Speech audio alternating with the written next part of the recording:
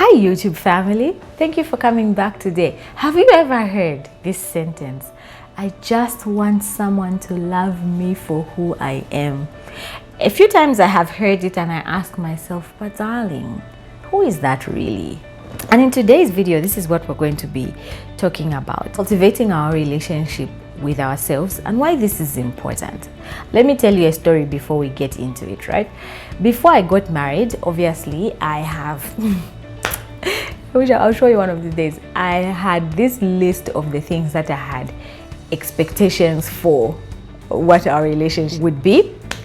And among these things that we're going to be doing was going out to have picnics, going out on dates, cute dates, and chilling with people and whatever, and hang out with friends. And then after I started to get to know myself, I realized that I can do a date once a year and I am okay. Cause me going out, oh gosh, guys, I've said it 100 times before, and I'm working on it, and I'm working hard on it. I am not a people person. I like being in my own space. So we got married, and my husband liked that I thought that I liked dates, and he did move a few times for us to hang out more, go out more. But Rupe was just like, why don't we just stay in? Why don't we just stay in? And I think that is a simple example of how sometimes you think you know yourself, but you don't. So I'll tell you what, I am a hopeless romantic, and I probably picked up this idea watching social media, like couples who went out at a picnic or who went out on a date and they took a nice picture. But going out on dates for me is really stressful. I come back so tired, so drained, and while I'm on the date, I'm just thinking, why am I not at home? Why am I doing this? So I don't appreciate that, right? So I put it on my list, and God did answer me and gave me a man who was willing to take me out. But I'm not big on dates. I am a quality time person, deep conversations. If we go out on a date, can it be secluded in a room where it's just the two of us? Yeah. So my point is, we need to know ourselves, and in a space where we're so overwhelmed with information on social media, here on YouTube, about relationships, about friendship goals, what I have been seeing recently is the rainbow picnics, and I'm like, oh, that's so cute. I just don't got the energy for it, right? But if I hadn't known myself, I'd have probably been forcing my friends for us to have a picnic. So what works best for me is what my friends and I do, where we go to one of our friends' houses. It's really chill. We carry meals, whether they are cooked or not cooked, and we watch the kids play, and we catch up on what's going on with life and with us and with the children. And that's what works for me, okay? And a lot of the times we get carried away by social media and the things that we see, and we just take on what other people tell us they like about who they are, and we decide that is who we are as well. But today I wanted us to talk about the importance of cultivating a relationship with yourself, because that is where all other relationships flow from. The type of friends you have, the quality of your romantic relationship, the quality of your relationships with family members. What are your values, which are really, really essential, okay? How can you then cultivate a relationship with yourself? Like I had said the statement, I just want someone to love me for who I am. But who is that really? Do you know? But how can you know who I am is? Number one, sit with yourself. Spending time alone is very good to understand who you are. And I know that sounds so cheesy, but just track with me for a moment, okay? Pick up a journal, okay, and write. Observe. If it's the first time you're doing it, just observe. Ask a question, like you're talking to yourself. What makes you happy? And then list those things. And then list what makes you sad. Also write what were the top 3 things that you did that excited you, right? And then if you find that you have more than 3, you keep writing them because it helps you get clear on the things that interest you. And then ask yourself, what are your weaknesses? Write it down. What are your strengths? Write it down. What do you appreciate most when someone does something for you? Is it buying you gifts? Again, I used to think that I am a gifts person. I am very picky. If anything, like, I'm the worst person to buy gifts for. You really have to know me to buy me a gift. And also I like really expensive gifts, so that's another challenge. So yeah, gifts, I'm very particular. Yeah, so I'm more an acts of service and quality time person. I love gifts, don't get me wrong. In fact, if you want to buy me a gift like books, a great gift. I like those, you know, floral arrangements with chocolate because I have a sweet tooth. Yeah, so those kinds of gifts. Yeah, candles, I like candles. Yeah, those kinds of things. So anyway, away from that, my point is get to know yourself better by sitting down and journaling. Take a walk in nature. Just take a walk in nature. Look at the friends around you and identify the things you have in common with them. That also points to you as a person. There's a common saying that says, show me your friends and I'll tell you who you are. So look around and observe the common threads among you and the people you get on with. It will also point you to self, because we interact with people who we are like with. Like, so I'll give you an example of me and my friends. We're Christians, like, we love Jesus, y'all. And when we meet, we're just a good part of the time we're talking about how God has been good to us, the areas we're struggling in, and just, you know, talking about how we can grow, those kinds of things. So we're growth oriented. So you can find those common grounds and then decide if those things are healthy. And if they're not, you may have to be cutting up some of your friends because you don't want that negative vibe. So look at your friends and what you have in common with them, and then make some decisions to ensure that you're keeping good, healthy relationships that are for your growth. But your friends will point to you who you are, and also they will share with you from your observation the areas where you can improve as a person and the areas where you're doing good. So when you journal, observe your environment, the people you spend a lot of time with, and don't let the rejection of other people be the rejection of yourself. I have observed a lot of the time that if a person has been treated badly by a family member or an ex, whether it's a boyfriend or a husband, a wife or girlfriend, when they've had this relationship, they take on that identity of rejection and we start to reject ourselves. So we need to start to separate the things that in our minds, to separate the things that have happened to us and the things that we actually are. Like when you have introspected, you go back on that relationship, no matter how painful it was and it ended, you break it apart, you know, and it takes two to tango a lot of the time. The majority of the time when relationships end, whether it's a friendship or a marriage or a romantic relationship, a lot of the time each of us has a role to play in the ending of that relationship. And you could be honest about what role you played. Ask yourself, could you have shown up more? Could you have communicated better? And sometimes you did something small and you didn't deserve what happened to you and that relationship ended, and that is okay.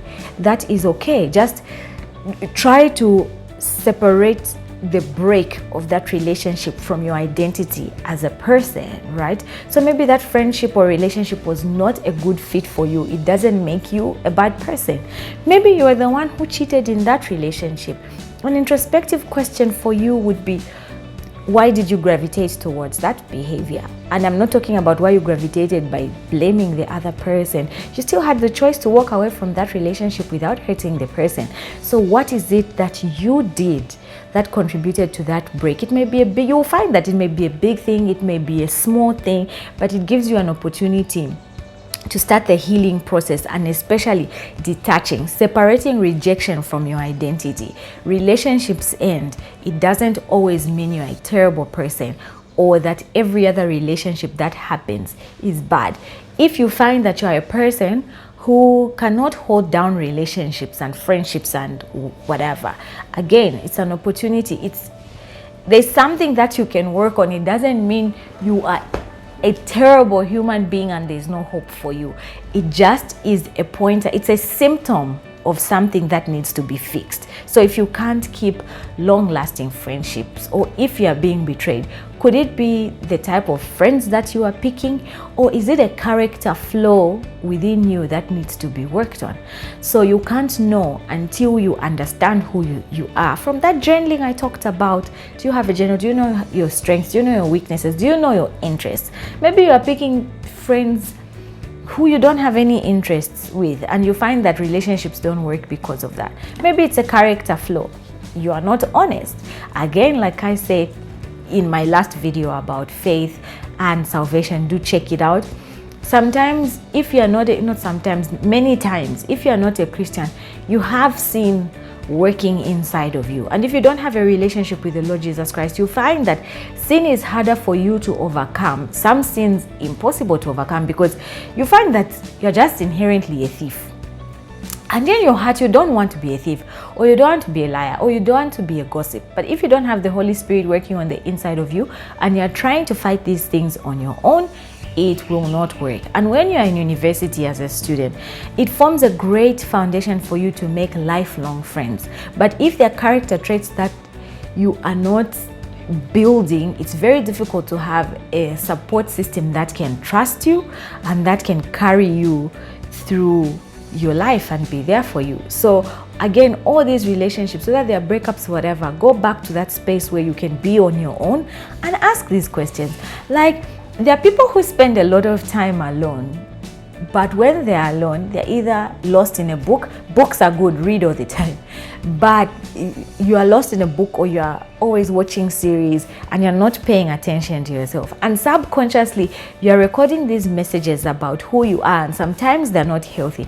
And those lessons that you are picking will show up in your character in the world. So when you sit sometimes on your own, just be conscious of the things that you like I said, that interest you, that make you happy, that make you sad, so that you can double down on those things that make you happy and fulfilled and interested, and steer away from the things that are negative for your own growth. And then there's another group of people, and I saw this because of my profession.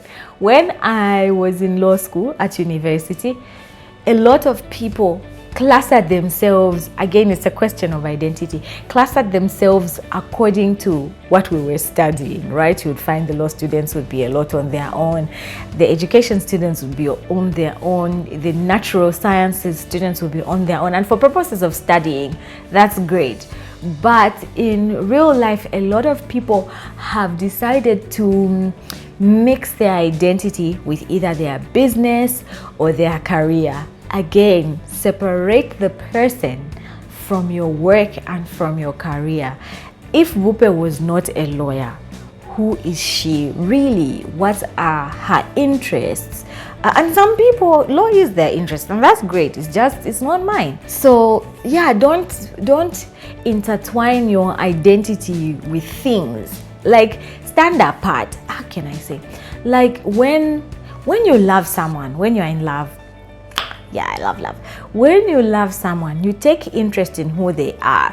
You are not concerned, again, because it's the closest thing in my mind, you're not concerned that this person is a lawyer. So you won't sit and talk about, so what case did you have in court today? Or what policy and legislation are you reviewing? And all that kind of stuff. You want to get to know the person better. You ask, what are their favorite colors? Do people still do that? I don't know. You want to know their favorite colors. What food do they enjoy? What places do they like to hang out?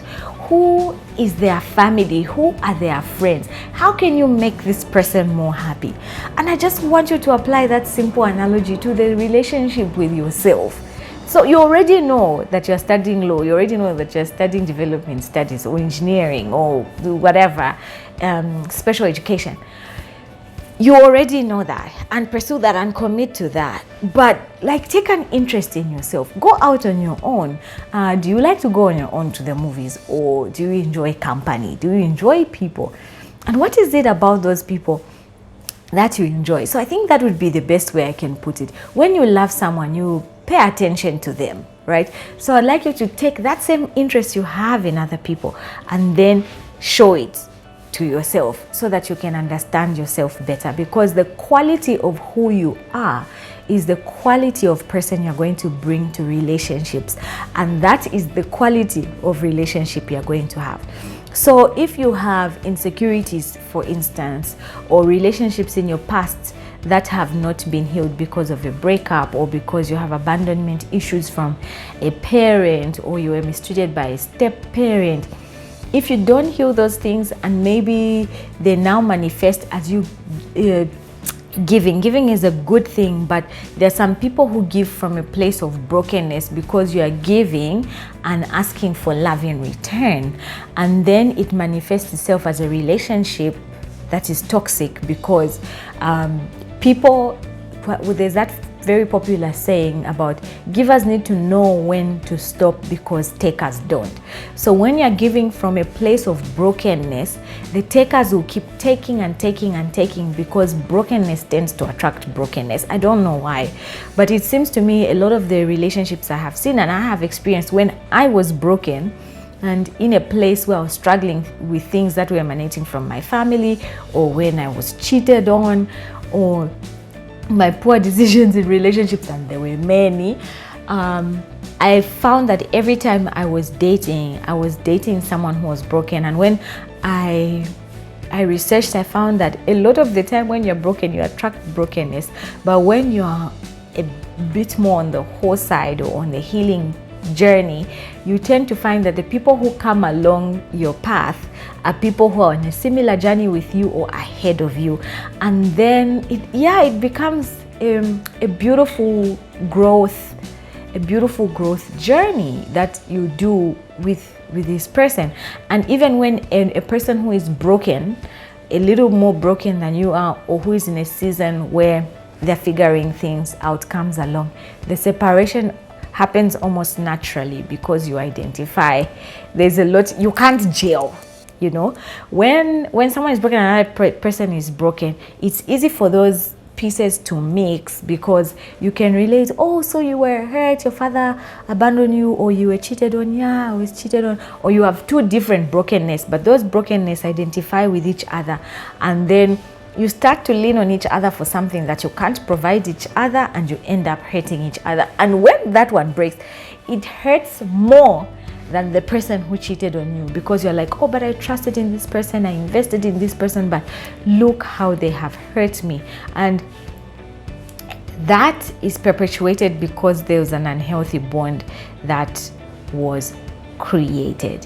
So yeah, that's about that. Okay, so do journal, sit down and journal and get to know yourself, because the quality of your relationships will flow from where you are.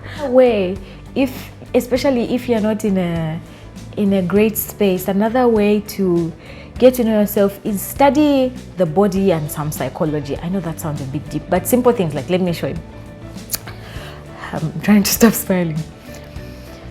Like, yeah, you see, I have a straight face, but if I smile and look up, it's virtually it's virtually impossible for me to feel depressed.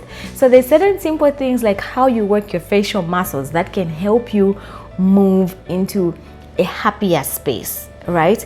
And getting to know yourself, when you discover that you gravitate towards being negative and being melancholy, you will have to do some of these things deliberately. Like, tell yourself, whoop a smile. It's very difficult to be in a negative state when you're smiling. So you need to do some of those things where you force yourself to smile. So yeah, that's my take on your relationship with yourself and who you bring to the table of relationships. And yeah, comment in the comment section what else you do to have a great relationship with yourself. Do you take walks? Do you listen to uplifting music. Have you done your own personal SWOT analysis so that you can know yourself better? Do you know your strengths? Do you know your weaknesses? And let's get interactive. And now, introducing, guys, my favorite part of the year. Okay, there's Christmas. Okay, one of my favorite parts of the year, Speak Life September. And I am in year 3 this year. So Speak Life September is really growth month. It's something I jumped on with one of my favorite YouTubers, Mpumile Dwaba, that woman, she's going places. Yeah, so Speak Life September is, and yeah, I haven't seen her talk about it on her YouTube channel yet, but September is a practice under the Wisdom and Wellness. Now, I'm not sure if I should say podcast, but it's under the Wisdom and Wellness series. So Speak Life September is just in the month of September. We don't complain, we drink water, we eat green, we exercise, we read, and it's just growth, and it's conscious living. I call it Conscious Living September because it's really amazing what it does for your mind and your body. And September is coming, and I will definitely be jumping on that challenge, and I'm inviting you to jump onto that challenge. And if you have reached this part of the video, let me know if you want to do it with me. I have a private Facebook group, and we will be meeting weekly to just catch up. What are the challenges we're facing? How are we growing? What can we do better? And all that good stuff. So that's about Speak Life September and our relationships with ourselves. Thank you for joining me. I have to love and leave you. This has been Wupe the Mindpreneur. And if you have not yet subscribed, hit that subscribe button and join this beautiful family. And let's Speak Life September together.